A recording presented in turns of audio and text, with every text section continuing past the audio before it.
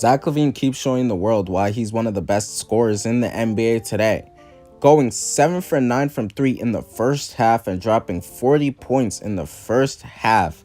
That's absolutely ridiculous.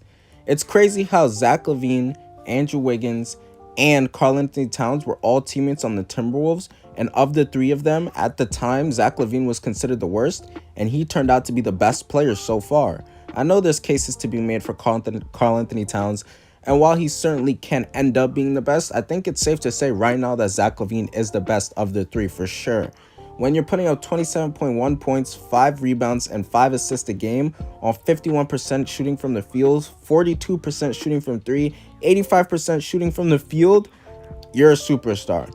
And he's paired with Nikola Vucevic now, so the Bulls are looking to push forward to be not a championship contending team. I mean, obviously they would hope that at one point, but we know that's not where their level is at. But at least they're making a push to be a competent playoff team, maybe a second first round exit team, which is honestly more than the Bulls have been in a long time. And big part of the reason they're going to be able to do that is because of how insane Zach Lavine is.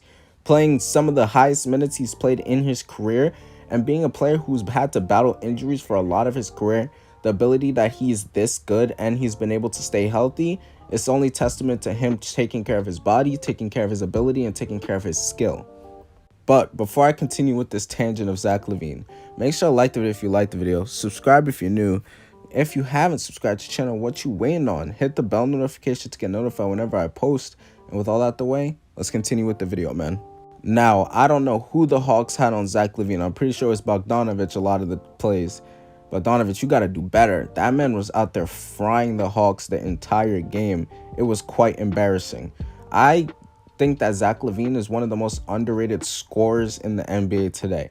He has it all. He's a 3-level facilitator. He could shoot the 3-ball at like the best of them. We obviously know his driving ability. He has some of the best dunks the NBA has ever seen, and he has a mid-range pull-up.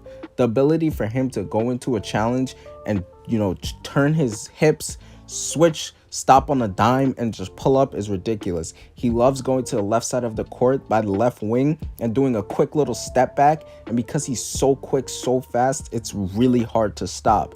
And the only way you can really stop this man is if he's just missing, because he's able to get to the body and has a driving ability where he can contort and finish on either side. And if you deny him of that, he'll shoot the ball because now he's a sniper.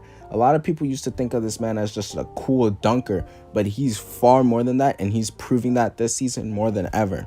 There's very few players in the league that are as skilled fundamentally as Zach Lavine. If you're talking about a list of the top 5 or top 10 best players in the league and you're only accounting for skill, he has a conversation to be on that list, because there's nothing fundamentally flawed about his game.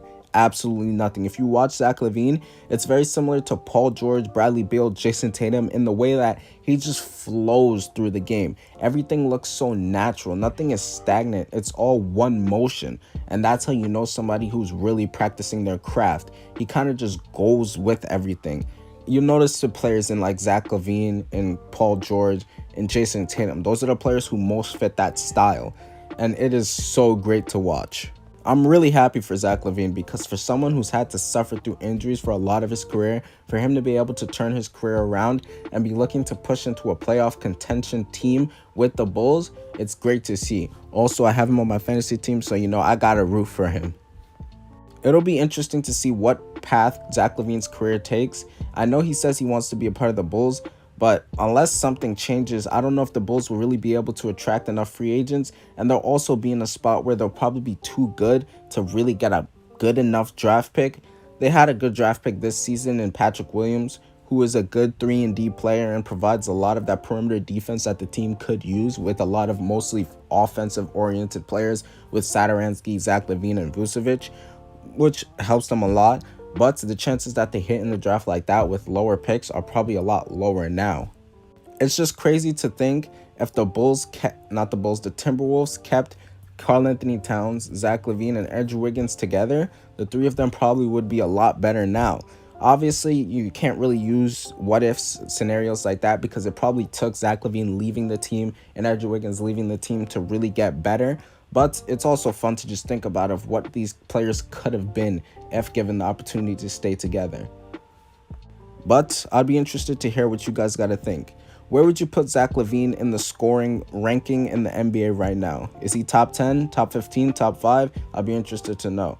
If we're talking from a fundamentally skilled level of just ability to score and get the ball in the basket, I think he's up there with the best, top 10 for sure, and he's showing that right now.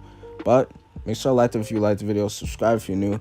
Let me know what you guys thought about this video and what you thought about Zach Lavine's performance. And with all that out the way, peace out, man.